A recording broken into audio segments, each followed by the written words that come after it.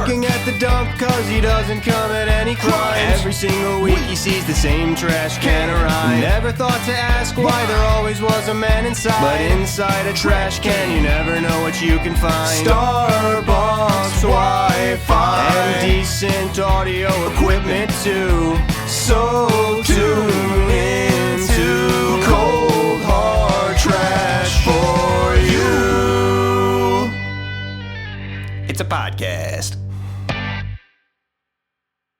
Welcome to Cold Hard Trash CRT episode 114. I'm your host, Trash Can Jones. And I'm Brig, your fellow host. Indeed you are. So a little update on, I can give you the WNBA situation, the whole thing with Caitlin Clark and the Indiana Fever. Yeah, I haven't seen her name pop up again recently. So it was her teammate that was actually getting into hot water. It was Sophie Cunningham, I believe her name was.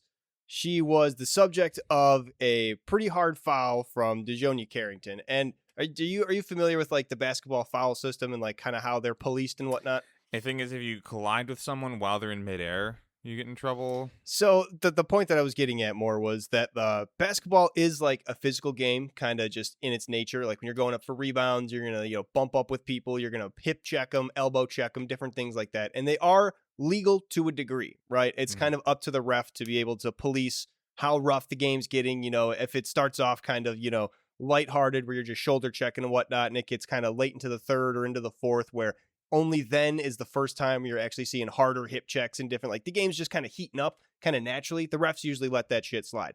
If, it gets to the point where you cross a line after that heating up, then you might get a foul that's, just, regular, go to the line, 2 shots.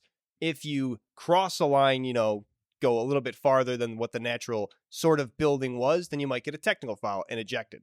You lose 10 yards. You lose 10 yards, you have to move the ball hoop back. This is the hoop kit. That'd be so sweet. If they had just like make the hoop smaller or some shit like that. But no, so that's kind of how it goes. It's definitely like a give and take game. It's not always the exact like 1-to-1. Like each situation is very different.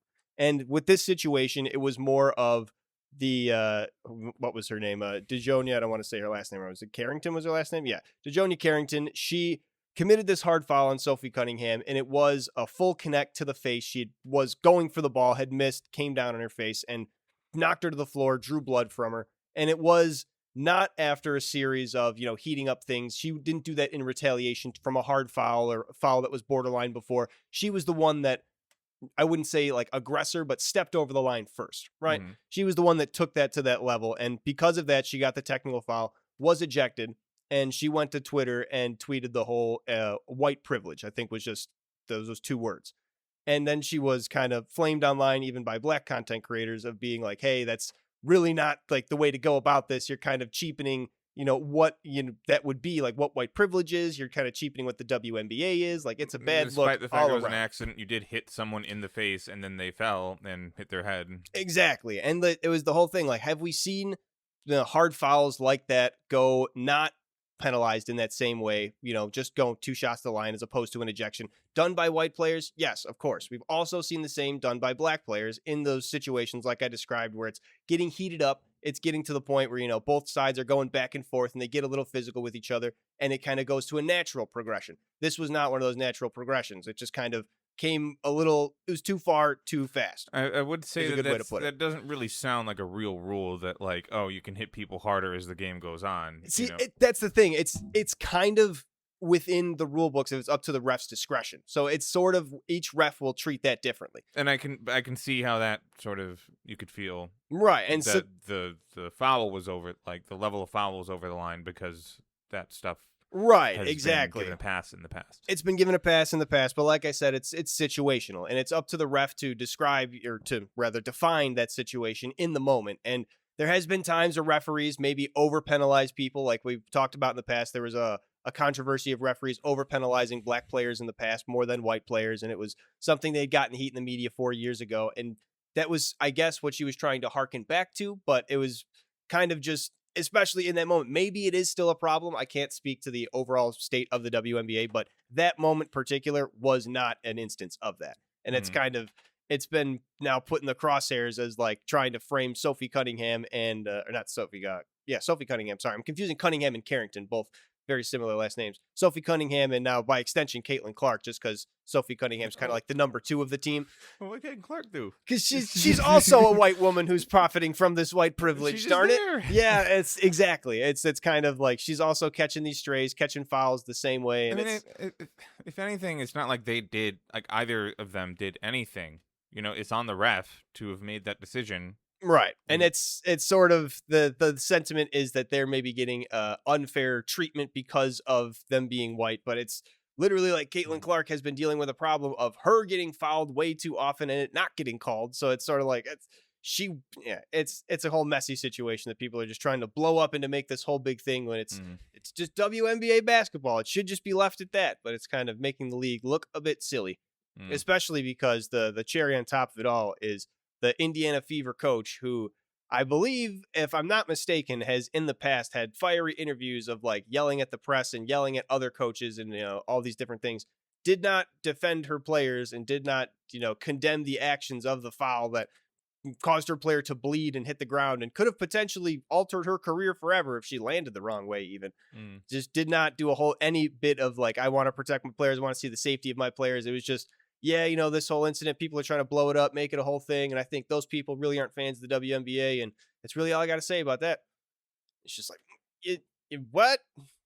At least like, hey, I want my players to be safe. At least, hey, fuck that person for fouling my player. Like a little bit like she just seemed like really scared and defeated about the whole situation, which is also just not helping things. You'd want like a commanding, leading voice in this thing. But a lot of people are criticizing her for this moment too, of not stepping up and being, of someone to set the record straight to get the situation under control.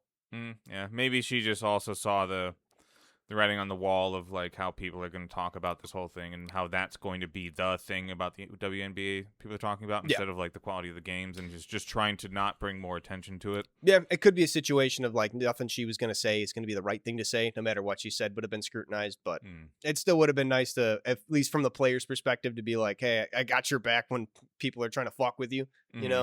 People are trying to foul you real hard and take out your star players. Like, most coaches will be like an eye on that. And at least like, not from a shit talking perspective, be like, yeah, they're trying to cripple our star players. I saw that shit. Whatever. We'll take them out next game.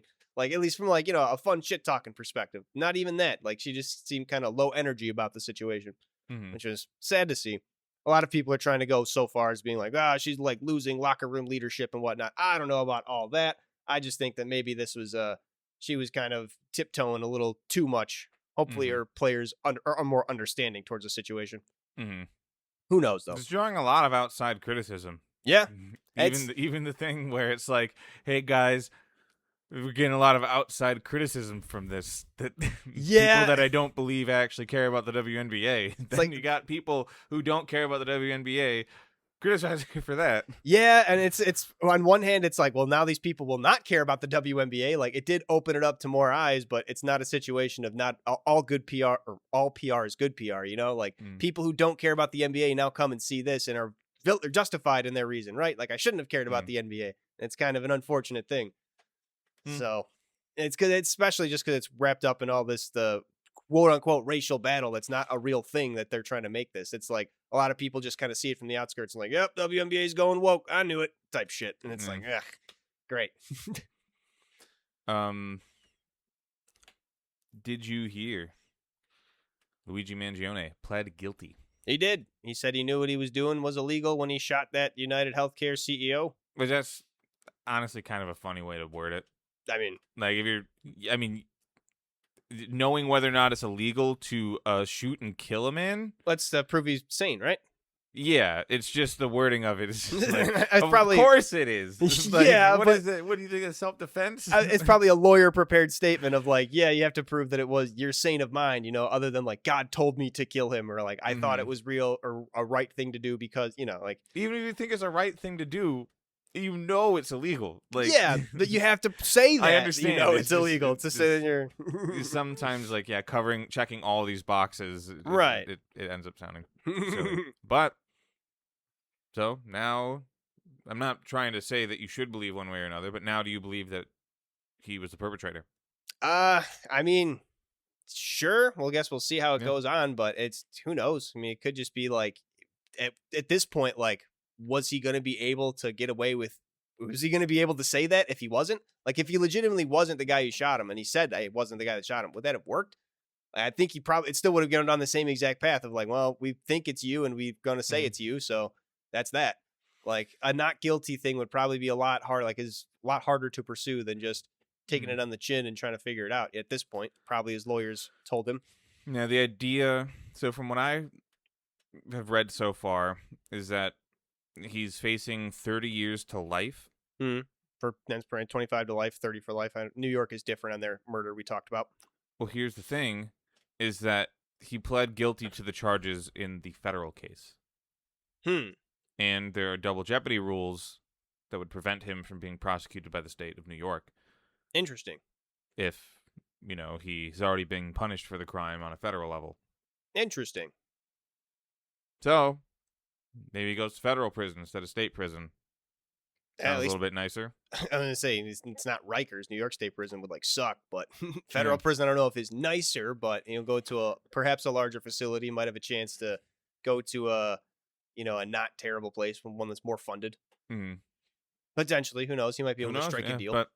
But I think that's the angle that he's going for, is avoiding the double jeopardy and sort of making a decision of where he would want to be sent. Yeah, if he's pleading guilty, I don't see how it's just not a slam dunk or anything, right? He doesn't hold any leverage with this or anything, not any extra information or secret he pled things. guilty to the federal case. Right, that's what I'm saying. And not the state case, as in, so whether or not it's a slam dunk, he made the decision of where he would want to be incarcerated. Because he could have pled guilty in the state case. Yeah. And then maybe double jeopardy laws would prevent him from being prosecuted federally, but probably not. Yeah, I don't know how that all works out. Yeah. Like I said, I always, as soon as they put out his identity as the lead suspect with this evidence or whatever, I did believe that it was him. Everyone sort of saw something fishy about it. My interpretation was that they definitely used some technology they don't want us to know about concerning tracking people. Right. That's how they got him, instead of the woman that called in from a McDonald's that didn't get the reward. Right. Yeah, that was kind of a strange little story. It's especially how would she? Yeah, I don't know. That the whole thing was just a fishy situation. I still don't know if I'm fully willing to believe it. That's where we disagreed initially. Right. I still don't know if I'm fully willing to believe it. Might be a Lee Harvey Oswald situation where there's going to be especially after he's incarcerated, there might be even more fuckery that's just if it doesn't point towards anything, definitive that he's not the guy, it's going to be one of those things doesn't line up. Right. Why would you do that if he was the guy? If it at least gets to that point, I'm going to doubt it. Yeah, like I said, I'm not trying to convince you of anything, but I mean, it's him pleading guilty is a pretty big update in the did he do it? Right. Question. That is fair. That is fair. Yeah, he definitely, probably, I'll give it an 80%. He did do it. I still hold a 20% doubt in my mind. I don't know. Yeah. Some of the things in his statement also included him saying that to find out more about this conference that the CEO was going to be at, he contacted United Healthcare pretending to be an investor of a fund of around 50 billion or 50 million. I saw both accounts of 50 million and 50 billion, having not read the initial thing. Right. Either way, a large sum of money. And then got a response immediately, as opposed to when he was trying to deal with claims for his back and stuff like that. Yeah, of course. He also said that he was it was the back pain that was sort of the catalyst for him taking these actions. Which supposedly if your back's fucked up, doesn't really matter what there's not really a doctor on earth that can fully fix that. Yeah. But at the same time, I don't know, he was sick of all the healthcare bullshit, the insurance bullshit. Yeah, being ground up by that system, I can't imagine, especially if you're pretty dependent on it and you're kind of struggling day to day, it would suck. Your time becomes very valuable to you, and having to spend so much of it dealing with that bullshit, I can't imagine how worthless you would feel in your whole life. So That's some lighthearted updates about current events, which I keep on forgetting whenever we record to do the current event stuff during the first episode, which is closer to whatever current event we're talking about. Yeah, because now it's gonna come out like 2 weeks from now, so it's Yep, probably I not do even this, gonna all the be time. current. Update in the case sent to me tomorrow. Luigi Mangione switches plea to not guilty. Yeah. He was a patsy the whole time. It'd be funny as shit. So I was walking past a guy as I was leaving work, and I invented a new phrase on accident where I wanted to say "How's it going?" / "Have a good one," which is like a good and a hello and goodbye. They mean like two very different things. Mhm. And I just walking by him, I just said, "How's a good one?" And then I just kept walking, and it's like, "Yeah, how is it? How about a good one?" Yeah. I don't know. Especially when you just have to like you're going to like coworkers, and a lot of my coworkers are like truckers, or like people you're only gonna see like in that flash. You just go into like phrase mode of just like, well, another day type shit, Mhm. and that's about it. That's all you talk to them. Another dollar, paradise, right, baby? You Yes, just, sir. you just say something that sounds roughly greeting-like. Right. Like, yeah, humid as shit today. Ah, yes, it is. And keep it going. Stay warm. I've also heard. Stay cold. Whatever. Fuck. I don't know if this is true, but it's supposedly a kind of like Midwest or Chicago specific thing for just to ask like, "How's it going?" Really? And then like the "How's it going?" without actually like asking. Like you don't really care. You're not looking for a response at all. Oh yeah. Say how's it going? And that's about it. Just as It's like what's up? right. Hey. Like it's not actually a prompt to to respond ask. at all. Yeah. It just feels so natural to me. But then Weird. I've heard somewhere that it isn't actually like a universal experience to like ask someone a question as a greeting and not be like actually asking them the question, like actually looking for a response. Yeah, I never thought about it, but yeah, it's pretty natural to me. Strange. Yeah. And that's a Midwest only thing, huh? Potentially. I don't know. I've lived in the Midwest my entire life. Yeah, right. Same. So I guess it's natural to us, so it must be. Yeah. Wow. What other Midwest like there's something like I know specific to Wisconsin and whatnot, but what other like Midwest in general specific like mannerisms are there? Ope. Ope. Just let me scooch by you. Oh, really? People don't do that elsewhere? They just do like a little ope or oop, something like that? Ope. Yep. That's a No way. supposedly a Midwest. I feel like that's like a Canadian type thing too. Like, whoop, let me get you there. Yeah, but it's like a Canadian, Minnesota, Wisconsin, Illinois type thing. The Canadians are not precluded from that one, but I see. it's not like as prevalent in other parts of America. I see. Huh. Interesting. A little. Oh. It's kind of a more Minnesotan thing because it is kind of Canadian. Yeah, I was gonna say Minnesota is very Minnesotan accent, very close to Canadian. That don't you know type stuff, like the penguins in Paper Mario. Yeah, for some reason. I don't know. I get they're snow penguins, so Canada. I guess it makes sense, right? It's Snowland.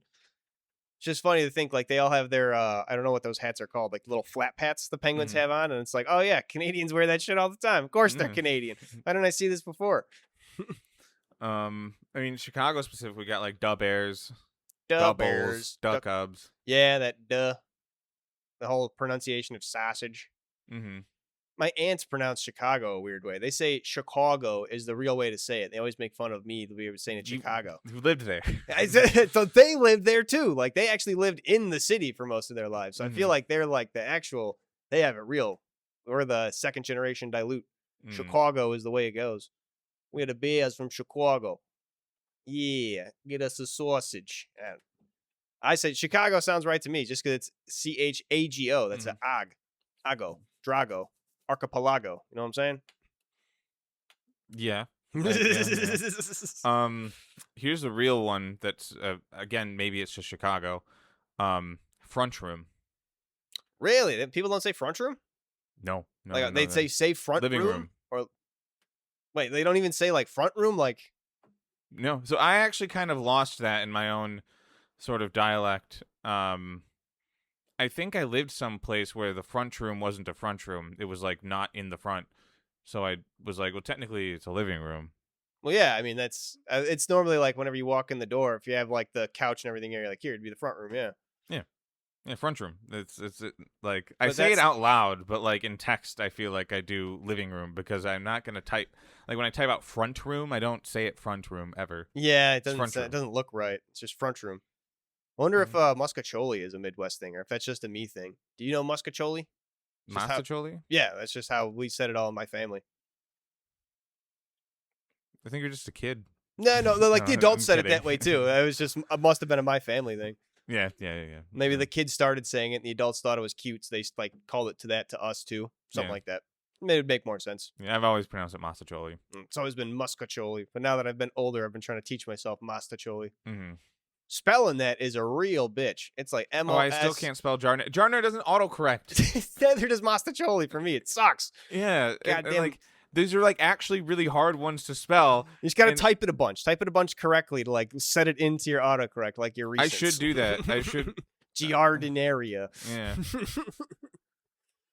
God, fucking Italian. Fuck Americans for just taking Italian and French words and being like, yeah, we're just gonna take that and it's ours now. Well, I mean, it's not it's different when it's a noun. Yeah, I guess right? that's true. It's it's just just the thing. the name of the pepper. Yeah. Yeah.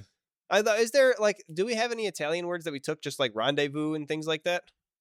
I'm trying to think now. I guess other than like ciao, but like I can't count that. We say hola the same way, like hellos. I'm almost certain. Other than but- just Italian foods, I think that's really. No, there's definitely words, but I just don't know them.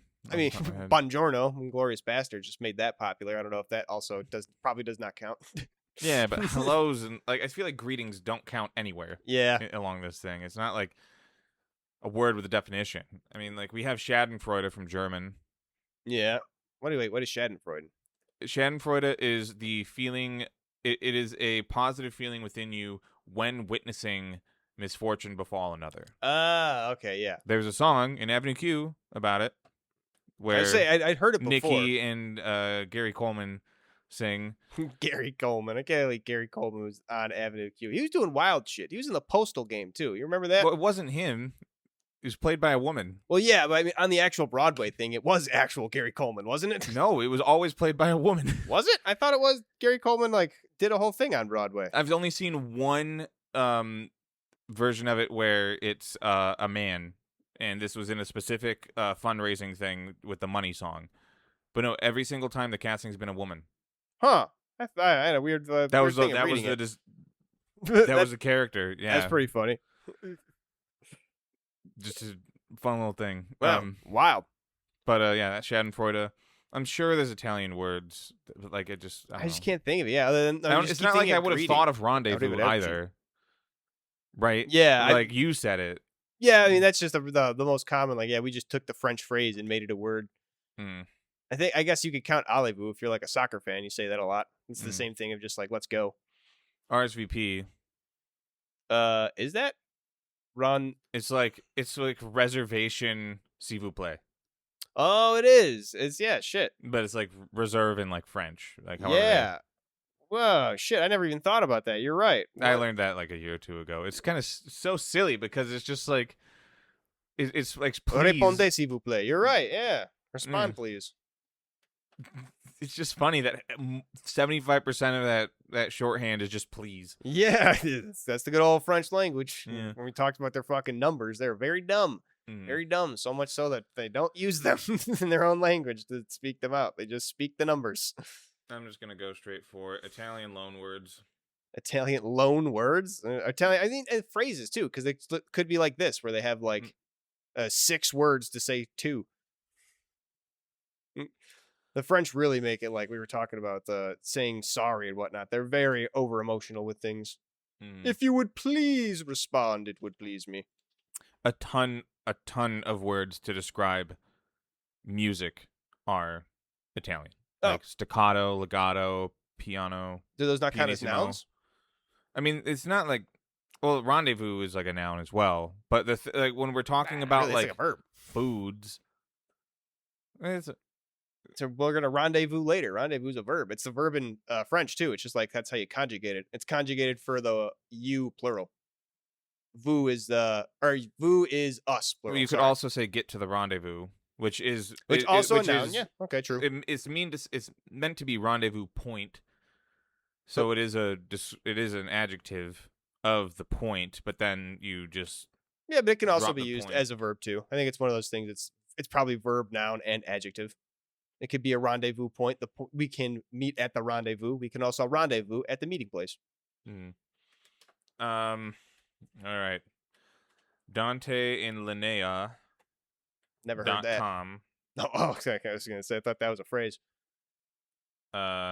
Influenza. Oh, that's an Italian word. Okay, Yeah. fair. I mean, it means something completely different, though. It doesn't mean flu. It means influence. Oh, okay, but then it also means flu, but like it's literally influence. Yeah, I guess. Stanza, extravaganza. Oh, that's a good one. Extravaganza. That's Italian. Okay. Mafia, ghetto. Okay. So propaganda. Yeah. Really? Really? Italy is like the home of fascism, so I guess that makes sense. Yeah, that's actually very interesting. Fiasco. All right. Paparazzi, graffiti. So yeah, there's a shitload. I just wouldn't have. Right, I wouldn't have thought those off the top of my head. There's a shitload. We take just every single word we like from other languages, and we're like, ooh, take that. Stiletto, ballerina, opera. Well, Ellis Island, that bitch. Soprano, spell it scenario, the way we want. diva, finale. Spaghetti. See, like spaghetti, pizza, mozzarella, panini. Like, yeah, I don't really care what it is. All that, yeah. Because like every single culture, like you kind of call the food like what they call the food. Yeah, like makluba, things like that. Half of these broccoli, huh? Oh yeah, I learned the other day. What you call it? Eggplants and what's the other thing? Over in the Aubergine? UK, they call them aubergines and something else. I forget. It's like eggplants and yams. They call them aubergines and a different word for it because it's like they use the French words for it. I don't know what the French word for yams is. I don't remember what it was. Aubergine and something else. I can look it up really quick. Aubergine. I don't even know how to spell aubergine though. We were just fucking talking about. A-U. Oh, really? A-U. A-U. B-E-R. Aubergine and courgette. Courgette. Is that what a fucking Brussels sprout? What the hell is a courgette? Zucchini. Oh. Zucchini. So it wasn't yam. It was zucchini. But yeah, they just call them different things, which is kind of like the same way. Like they just took the French words, whereas we took the Italian words. I guess other people do it too. I guess the case with eggplants is that like the really young ones do like look like eggs, and there are specific varietals of it that were more common in the past that even the full grown ones looked like eggs. They just instead of turning purple, they were white, and instead of getting long, they were still stout. They were stout. So yeah, it looked they like didn't an have egg. Interesting. I guess it makes sense because it's it's not really the same as like in the gourd family, is it? I don't think so, right? It's more of like like with zucchini and all that, where it's like a zucchini cucumber. I don't know what that would be called. Is that like berry technically? It's got all the seeds on the inside and all that. Well, cucumber is a melon. Oh, shit. So yeah, maybe it's more in the melon family. But I think like zucchini is like a squash. Is zucchini a squash? Yes, zucchini is a squash. Then is eggplant I think a an squash? eggplant might be a squash too. No, it's not a squash. Not. It's a fruit, specifically a berry. I was right. The seeds on the inside. Fair enough. Yeah. From the nightshade family, related to tomatoes, potatoes, and peppers. It makes sense that it's a nightshade. Okay, I believe it. But yeah, if you ever notice, like, I mean, cucumbers are like one of the most refreshing vegetables you can possibly have, right? Oh my god, yeah. I had sorry to so interrupt. Are watermelons. Yeah, I was gonna say that is so perfect. We went to Pierogi Fest and we got this watermelon cucumber aguas frescas. Oh my god, that shit was so refreshing, especially on a hot day. That was like drinking all. It was like having an IV drip. It was so good. And so now it doesn't really surprise you as much that they're both melons. Yeah, you know. No, that especially it's like the little bit of I don't know if it was salt or tahini they put in there. Oh my god. Oh, there's mashed up fruit. I would drink that every day of my life. It just made me feel invincible. It was so good. I was sweating so much, but it didn't matter. I was just feeling right back up. Mm-hmm. I didn't even pee that much. I only peed the one time, and I was there too for like the whole 6 hours. I was running perfect. I was like fully efficient. Well, you have the salt in your body. That helps makes sense. I'll absorb it. Yeah, store water. I got a real big problem with that. With no cecum in my body and no ileocecal valve, my intestines don't hold water too good no more. I got to drink electrolytes all day. I just learned that the like half a year ago that electrolytes were like necessary for me every single day. No, I feel so much better now. It's awesome. I have so much energy throughout the day. I'm not it's cool super finding out tired. that stuff. Yeah. Yeah. Shit they don't tell you when they take part of your organs out. Hmm. Bastards. No, well. Living better. What would you want them to deny you the fun of discovering this and exploring my body and learning how to feeling not better? die? I would have liked to not the years of all the pain and discomfort. It would have been cool. Mhm. But Yeah, but how could you really appreciate not having it? yeah, I suppose you don't know what you got until it's Pull gone. yourself up by your bootstraps. Pull yourself up by your intestines. It's by my intestine straps. Hmm.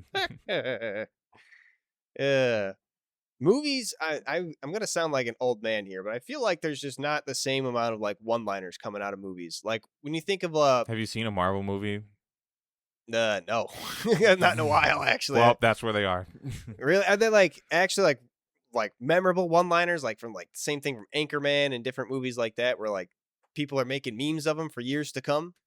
Well, the thing about like Anchorman and stuff like that is that Anchorman, Superbad, Harold and it wasn't Kumar, like yada these yada. things came out and then they started like quoting them and like making memes about them.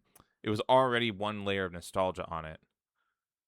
Nah, that is true. Especially when the internet came around, it was like already at least 5-6 years in the rear view. Those movies. So, I mean, if you're thinking about modern, like today movies, like you kind of need to wait for something to stick around long enough That is true. to have all those things persist. However, one case is that in the Spider-Verse movie, the second one, the term canon event became really popular for a bit there. People were saying it like all summer, like however many years ago. Yeah, this is my canon event. I remember. Mm-hmm. A ton of like Thanos stuff. Yeah, Thanos was like really big in like Infinity War. I'm inevitable. Right. Yeah, okay. So there was like I don't know. I just felt like for whatever reason, maybe it was a personal thing. Like there wasn't a whole lot of just like the quotable saying one-liners out loud to each other the same way there used to be with all those movies. But yeah, I guess that is true. It's living on in meme format. And there is oftentimes memes coming out from pieces of media that I know of and can recognize but haven't seen. I also think that maybe for the most part, just us, like we kind of moved past like quoting something just being the full way that we interact about a piece of media with each other. Like we don't just make the quote. Like typically we're like actually talking about the thing. True. We aren't like looking for a new friend and being like, "Oh, you like this thing too," and then just like listing off quotes to like right. That is true. These are like awesome moments. We have evolved socially as a society. That is true. I'm saying us. Like they're definitely not that we're like better than other people, but like there's like different types of relationships with people. This is sure. Not, I mean, like, there's just we don't different really ways talk of to people that we don't know. right, and there's different ways of communication now that are just more prevalent. That are absolutely. It's just a strange to see it all change. Strange that I'm growing up, becoming an adult in this world. However, that does remind me. I saw a picture on Twitter, a reaction image of the picture of Boromir, like one does not simply walk into Mordor. Of course, yeah, classic. That picture, and the caption was just like, "Quit vague posting, or I'll end you." Now, vague posting is a thing. I've actually mentioned it to you before about Twitter, where since engagement sort of drives making money from your Twitter Blue subscription, right? Yeah, you post something very vague to get people to ask you, "What the hell are you talking about?" Right? Yeah. So a lot of I like click on the comments to see like what's going on because clicking to look at the comments also counts as like an engagement. I see. And then it's just a bunch of people complaining like, "Oh, thanks for vague posting, you fucking moron." And then this picture's there, and why is it a picture of Boromir? I don't know. That seems like like an old meme type thing of just literally put some impact font text over a fucking whatever. But that's a specific thing. Is that a specific quotable phrase that you could adjust to like one does not simply anything? Maybe and you just write whatever you want on any picture. The only any thing of these things matter anymore. I was gonna say the only thing I could think of is that it's just come full circle, and whoever did that was probably at least 18 or under, and has not had no recollection of one does not simply walk into Mordor. Because I haven't seen that meme in like at least 15 so years, probably even more. So like somebody getting on the internet when they're first like 5, 6 years old, they might have never ever had any kind of. They might have just looked up cool photo of guy and then found that at random, like. Or maybe they're a Lord of the Rings, like just getting into Lord. Who knows? Who knows how they found it? But yeah, they might have no idea who Boromir is or what that meme was. It's just so, it just pissed me off. That'd be even so crazier if they were a Lord of the Rings fan, knew Boromir, but didn't know you should not. One does not walk into Mordor is a meme. Because again, it's not been posted around. It's not like people are still making the joke. So they might have just been like, "Oh, let me get that sweet shot of Boromir." It's also not like there has been any like Lord of the Rings media coming out. I mean, the last thing was the Hobbit trilogy. Yeah. So like it's not in the zeitgeist. People might just not have any idea. And it's a Twitter comment, so I assume it could be just or shit. It's the dead internet theory. That could have been a bot just pulling random ass fucking picture and random ass text. Also possible. Who knows? All things possible here on the internet theory. Unfortunately. Dead or alive, you're coming with me. Something, a couple things I want to show you. Oh, more than CC10, BB10, DD10, GG10. We'll get there. What is that? Beer. That's not egg. Ah! This is why. I don't know. It's a good mural. Why? It's a Homer Simpson mural painted on the side of a liquor store. It just says beer on a bunch of flowers or something. Chicago's known for its street art. I had a whole blog in my Chicago appreciation class, just like looking at the street art, and I think it was Pilsen. Yeah, you've mentioned that to me before. Pilsen is very known for it. Yeah, they have like whole sides of buildings. Their murals, so cool. Boom, a street cart selling hot Cheetos with cheese.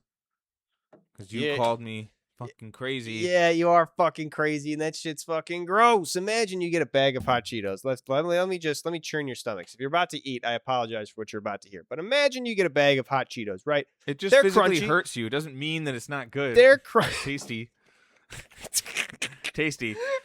And it hurts you in particular. It just physically hurts you. Yeah, I mean, it would hurt anybody, I think. I think it's just physically painful thing. Imagine you get a bag of hot Cheetos, nice, crunchy, delicious hot Cheetos, and then you get some hot cheese from the fucking dispenser and pour it into the bag of Cheetos. So now those Cheetos are nice and soggy, and you can get a little bit of a crunch, but it's mostly just wet dog food you're eating. That's just cheese and hot dust. Imagine that. Imagine if you would. And imagine then someone hands this to you and says, this is a real thing that people eat. And now somebody's trying to sell it as a fucking street vendor. I imagine, just fucking dip the Cheetos in cheese, man. Why are you doing that to yourself? They're going to be ruined if you don't eat those things in 5 minutes. Have you ever, you don't eat cereal anymore, but you've eaten cereal before. You've had Captain Crunch, right? Yeah. You know how there's the variants of the first crunch things are very crunchy, and then as you go on, there's a point where it gets too soggy for it to matter, but there's a part where it is slightly soft, but it still has a texture. It's al dente. As soon as that gets any slightly soft, I'm done with it. Dip your fucking Cheetos in the cheese, man. It's just a real thing. Get a People cup. like it. Get a cup.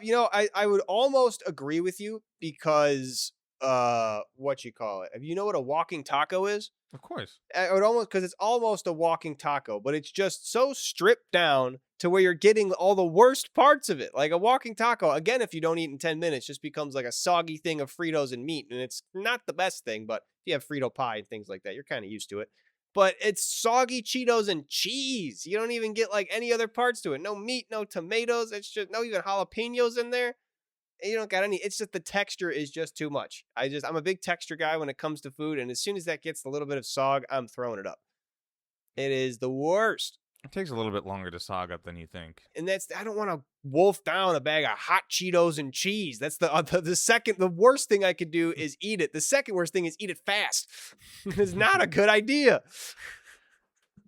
I find it tasty. I didn't get it. I wasn't in the mood for it. How is your stomach feel afterwards? Are you okay afterwards? Do you I'm fine with hot Cheetos. It's not like I eat hot Cheetos that often, and I'm okay. Is your ass a volcano the day after? No, there are some things that do that. Spicy food actually tends not to be that. All right. But there was that one time that I think it was Lil Xan went to the hospital and everyone was like, "Oh my God, he overdosed." Who knew that could happen? And then it turns out he did not overdose. He just ate too many hot Cheetos. It just kept Sasson overloaded or whatever the fuck, like overload his brain. I have eaten enough hot Cheetos at one point to like get like a really, really bad stomach ache. I have done that before, but that was like a huge amount of Cheetos. I mean, I was like scarfing them down. I was snarfing them. if you eat a hot enough hot sauce, your vision will start going blurry. I mean, that's just how capsaicin overloads your brain. But I mean, I guess you could overload it completely to where you pass out, but it'd probably just be more like you'd freak out and like faint more than you'd like physically, like it would shut your body off. I would imagine. I don't think there's anything that I think a big part of this was also the corn chips. It was like the corn meal plus the capsaicin, just like all of that. Yeah. Like probably only drinking soda. But yeah, everyone thought he overdosed, but no, he just ate too much. He did kind of on hot Cheetos. Yeah, didn't know you could. Crazy. You said it was Lil Xan? Yeah. I still love you overdosed. Who could have thought that would happen? To Lil Xan. I mean, yeah, you brag about like there's a reason everyone guessed that. Have I shown you the 50 mil Xan, the 50 milligram Xan? Or is it the 50 or 500 milligram Xan? Let me look it up. It's just like a birthday cake It's size thing. Fucking bar of soap looking thing.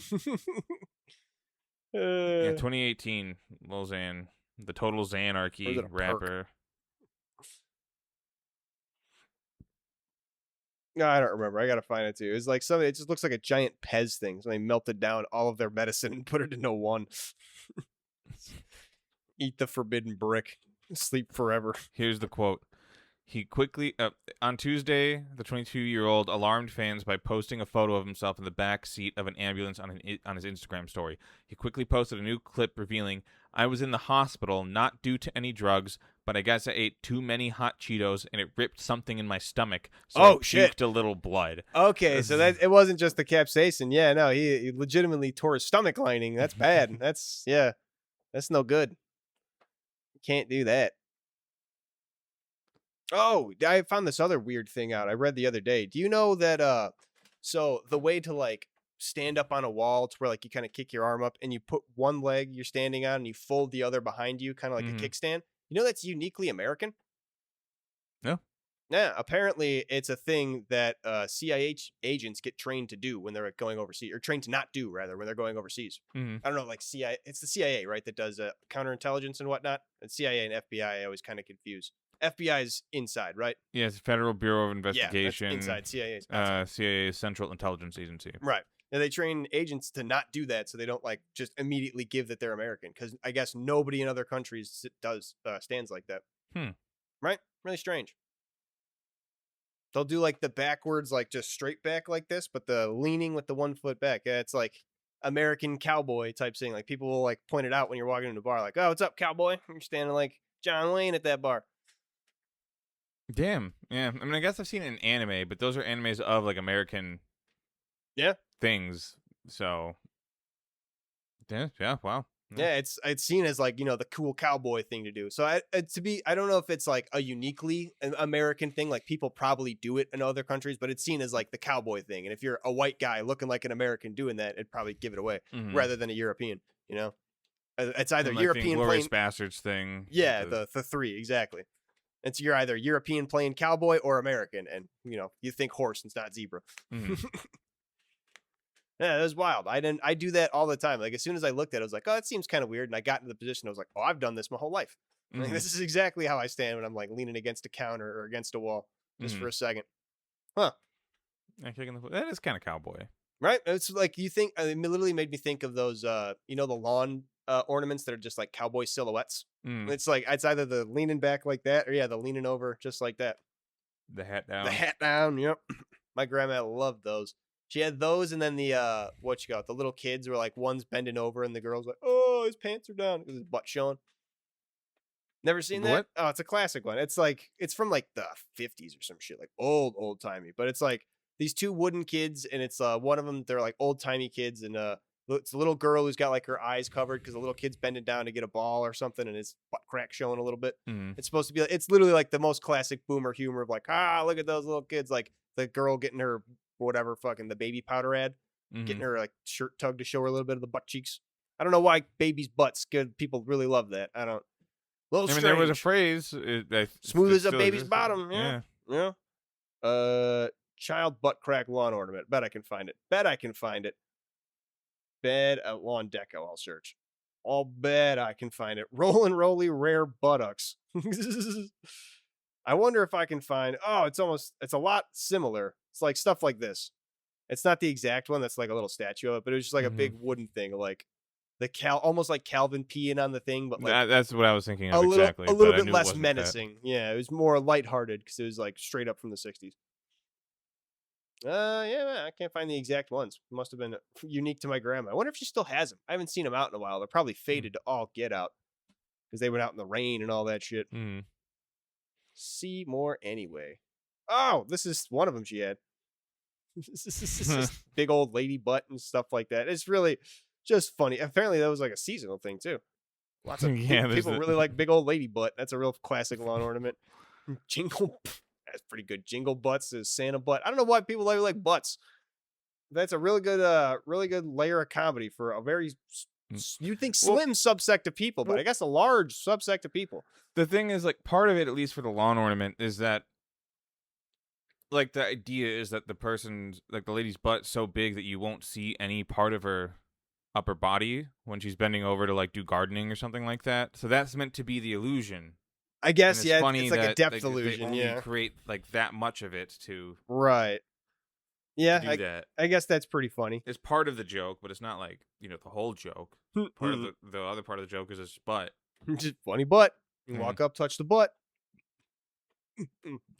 Yeah, times were simpler back then, you know? Mhm. It just makes me weird of like when you listen to the old timey songs, like I listen to a lot of the Fallout music, and 90% of them are just about like sex and just banging and whatnot. And it's like it's those. I thought this was like the time where we didn't talk about that, you know? Like I thought this was that was taboo, but no, literally the songs are just like, yeah, we're banging and we're fucking a lot, 6 times a week and twice on Sunday. Devil music.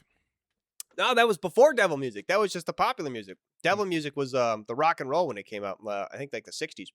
I feel like it's all devil music. Well, I guess Elvis was probably the first one. Music of the devil, like the Mhm. '50s. Oh, to some people, I guess it depends on how like uber fundamentalist Christian you are. Some people like all joy and like literally any kind of what you call thing that would make you happy is against God, Mhm. and that's like legit. Like you're not supposed to find happiness in any kind of like thing like that. Crazy. So some people, yeah, all music is devil music, but I think most people like sing Christian hymns and shit. Like that music's fine. Mm-hmm. I don't know. It's interesting, yeah. I'm sure, like, you could like straighten out the timelines and like sort of set your expectations for each decade a bit better by looking into these musical trends and like, yeah, like what do people talk about in music. Mm. But at the same time, it's from our own perspective of like what things survived.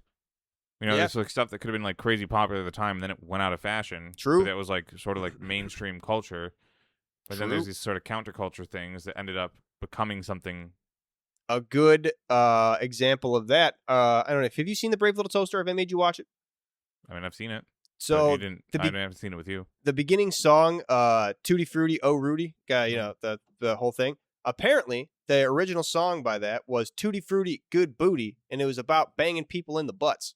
And they rewrote it for the whole thing to make it for that movie. But yeah, wow. The Brave Little Why did you pick that? I don't think it was remade for the Brave Little Toaster. It was remade like back in the day for a radio play sort of thing. And then that was the version they used for the Brave Little Toaster. I mean, Not for a radio play, but we to had play a on the case of radio. this in our own lifetimes. Oh, yeah. Black Eyed Peas. All the Kids Let's Bop. get it started. Yeah. Well, Kids Bop wasn't that popular. Right, yeah, but I mean, every artist does that for like radio versions of their song. They make like every rap artist, if they're really willing to sell out, they'll do different, versions of it like that. Or if they're worse off, they'll like let the record company do the edit, and it gets bad. I am someone who personally likes the idea of finding other ways to phrase things without curses.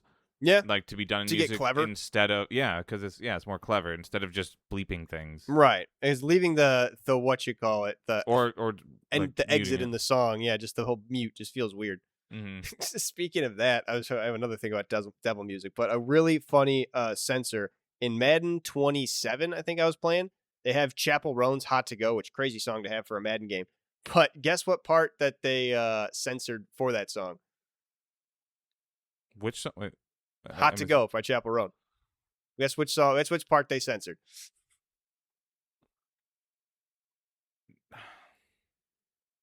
Doing it with me. Yep. Wow. They, Hey, they censored that exact phrase. Well, that's about dancing. That particular line is about dancing. Yeah, maybe it's an innuendo, but when you're it's such a fucking, it's so jarring to listen to that song. It's such a terrible thing to do because it's not even that's where you gotta find replacements. Except it's not even a bad phrase. Yeah, it's just like innuendo, and they wanted to censor. Like, it's probably, to be fair, not Madden's fault. It's probably just they took the radio version of the song, and whatever radio exec was like, "We can't risk it. Fucking cut it." It was some shit. Yeah, damn. This is hilarious. I was listening. I was listening to it like, oh, that's pretty good. I like this song. They got it in Madden. I have a thing like music or video games, sports ones in particular have like some of the best music choices just because they have such a wide selection all across. So like rap, rock, metal, now pop music, like crazy things. It's really good, really good. But yeah, that was not a good instance of it. Yeah. You ever notice that sometimes when curse words are getting bleeped out, they'll bleep out the God in goddamn. Yeah. Believe the damn. Yep. They'll also bleep out the hole in asshole, yeah, but not the ass. That's the only bad part of it. I don't understand. It's like part of it must be like the rule. I don't know if it's the FCC for the radio too. They're the ones for TV, but yeah, I don't get that. It's so fucking funny. Is it like these regular curse words are allowed, but like when you add the other word, they become advanced? Ass is in the Bible. You know what isn't in the Bible? The God. hole on that ass. God. Not mentioned by name. That's true. It's not mentioned by name. They just call him in the Bible. They don't ever say the word God, I don't think. I don't understand that. I've always found that super weird when they have very particular ways to censor things. But I guess it's just going I don't know if it's legislation or just like people in boardrooms going back and forth, trying to gain ground on who wins in this scenario? Who wins and what do you gain? What is the point of this? I don't even. I also in broadcast. I know that in movies you get one F-bomb for a PG-13. You get one fuck. But what in TV? Do you get one per season or something? Or no, with TV you can't say it. I don't think at all. It's the whole thing. You have to go to. It's either HBO was the big one where they were the private TV company that they did let everything go, which is why they had The Sopranos back in the day. They had all the stand-up specials. People were able to swear. It was really big for that reason. And then there was a lot of weirdness to it because Comedy Central and Adult Swim would allow swearing. They would stop censoring shows, but only after midnight. Yeah. So yeah. I don't know what the whole law is of that. So it's weird. It goes back and forth. I don't know if there's certain legalities to it of maybe it's just over the time frame. Maybe there's a certain thing you can only do it for a certain amount of time and they just chose to do it after midnight. I don't know. I remember there was. And now we got streaming. Yeah, and then streaming just throws it out the window. They're who gives a fuck? Netflix was we'll let you do anything. Give us all the boobs and then cut them in half and fucking dice them up. We don't give a shit.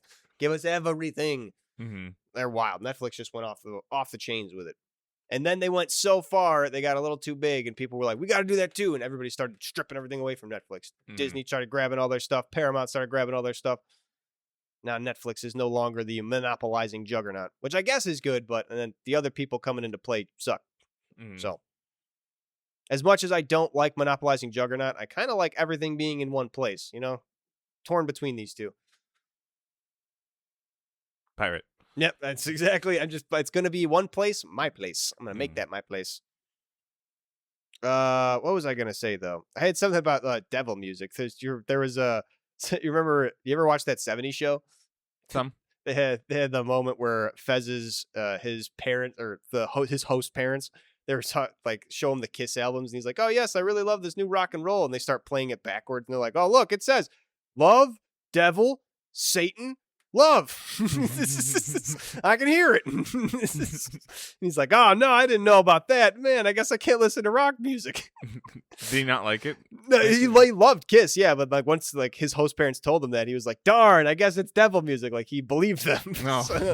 And then yeah, he had to go back to his friends who then very easily convinced him that no, rock music kicks ass. Yeah. Rock and roll never dies. And putting like stuff in reverse, like having it play certain things and you play the song in reverse, like that's not even like an easy thing to do back then. Like nowadays you can just reverse the tape, but like I mean with the vinyls you can just pull it backwards. no, I mean recording it. Oh yeah, no. Recording it in reverse would be wild.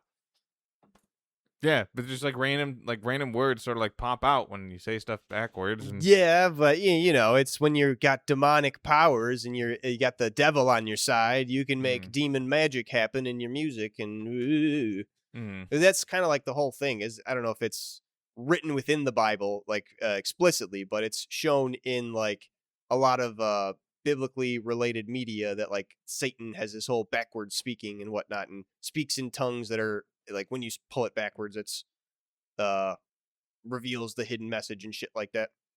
Yeah, I don't think Satan's ever done that in the Bible, but that's the thing about all these like if it's not in the Bible, like I guess you're like, you know, have your like newer saints or whatever, and you're like trying to continue to like canonize the religion and like record this is like how the devil now operates with like these new technologies, but like yeah, I don't know, like no one can agree on one right interpretation anymore, so you just sort of like have your own. Hey, fun fact, that's kind of how religion's always been. No one was able to agree on one interpretation. That was Martin Luther's whole shit of nailing his "fuck you" to the door.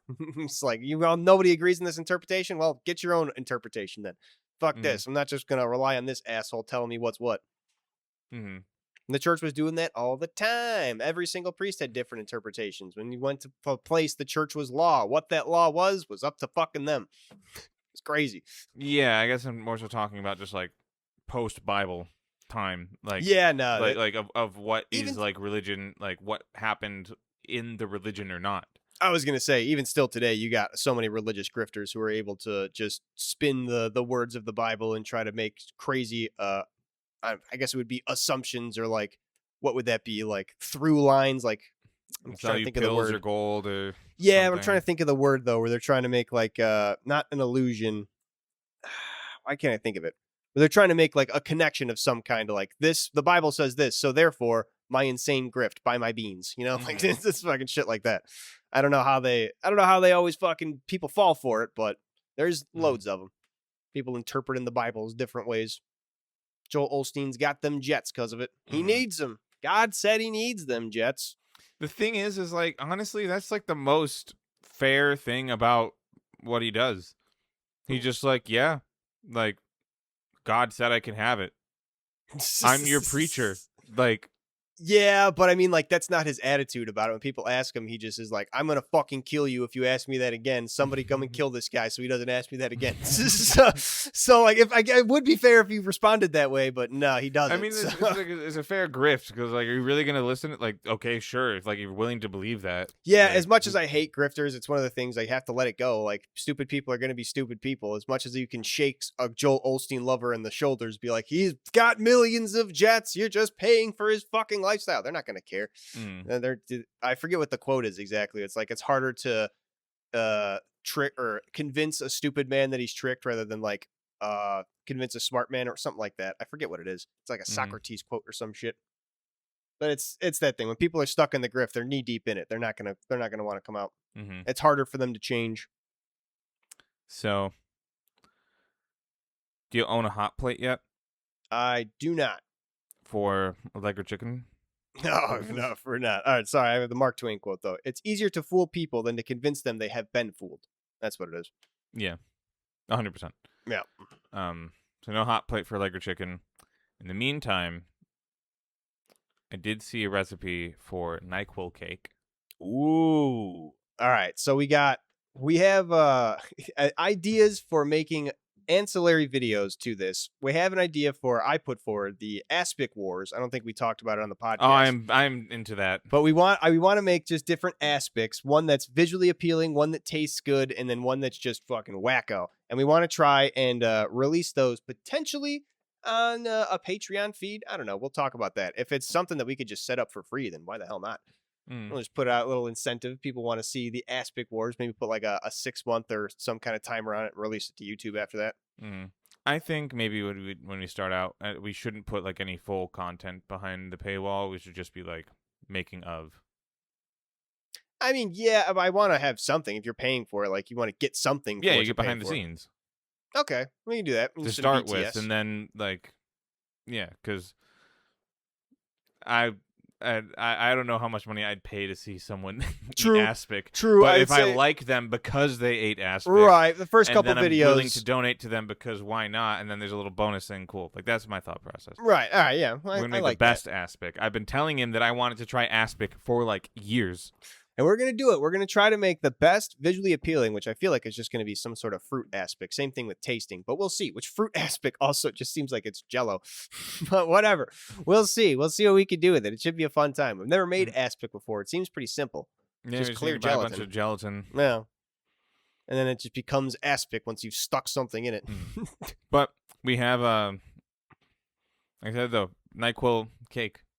You ever had one of those, like, pudding cake things where you like, make the cake and then you poke a bunch of holes in it and then you pour a pudding over it? No. Oh, no. Like banana pudding. Yeah, you do that with NyQuil? Oh. We don't need to cook it. We don't need to take it outside. Yeah, take a nice fucking nap afterwards, though. Yes. All right, I'm down for it. We got Allegra chicken. We got NyQuil cake. We got aspic wars. We got some things to be working on in the future in the kitchen. I will get a hot plate. We might have to do some balcony cooking. Probably some extension cords, too, might need. Probably a good idea. Gas masks. Yeah, definitely going to need some. I have a respirator, so we're going to need a second one for that. Probably be a good idea. Good idea. Another good idea is bringing this one episode to an end. This episode of Cold Hard Trash, CRT episode 114 we're on, right? 114? That's what you said at the beginning of this episode. So it makes sense that I'll say it at the end. Thank you for listening to this episode where we talked about some current events that will maybe be current, maybe not be current. Who knows? We'll find out. Who knows if the WNBA got more serious? Who knows if Luigi Mangione is still pleading guilty? Who knows? We'll see. If you like what you heard and you want to give us a 5-star rating, that's awesome, and we appreciate you. If you liked what you heard and want to give us a 4-star rating, we like you a little bit less, but we still appreciate it. If you didn't like what you heard and you want to give us a 1-star rating, I still like you a little bit because you went through the out of your way to rate it, so like that's something, but the 1-star rating kind of hurts my feelings at the same time, so I'm torn if you're one of those people. But, you know, it's just do whatever your heart feels, and we'll convene back next week. Sound good? All right. Hear, hear. See you then.